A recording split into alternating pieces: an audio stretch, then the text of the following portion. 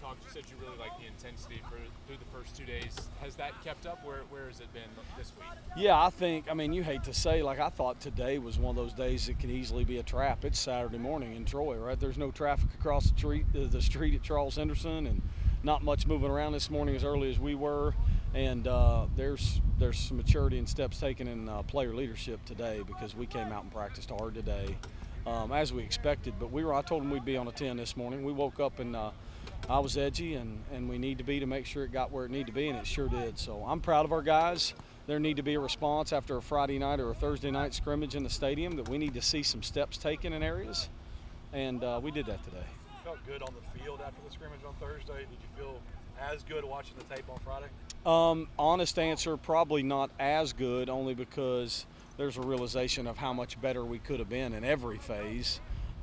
It's good to just see what our minds and bodies did together in a real live game scrimmage setting with officials that I'd said afterwards. Plus, I think just seeing the things that take over your mind when you're playing a game, tackling for real and doing all that, some of the teaching, the practices, and the habits get thrown out the door, and you worry about playing. And it's really not about it. It's the preparation going from practice field to game field. And so we forgot a few of those things. I think we'll be more intentional when we do that again, and that's what we want to take steps to be ready for the real game. Last week when we talked, I asked you about the skill positions. Obviously, there's a fair amount of newcomers there. What have you learned about those group, either a wide receiver or a running back?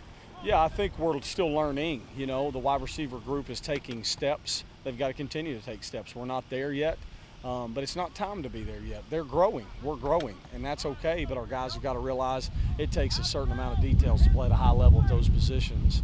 And so they're growing and taking steps, but there's steps that still need to be made. And same thing at running back. We're playing a lot of different guys. Coach Boyette's putting a lot of guys in situations with ones, twos, and even the threes to see what they can do. Can they handle all phases in pass protection responsibility and running the football and staying on path? So a lot of growth there, not a finished product yet, but excited about where it's headed. Peyton told me that he feels like this is one of the most connected teams he's ever been on. What does it mean for you to hear a senior, a guy that's been here 5 years, say that?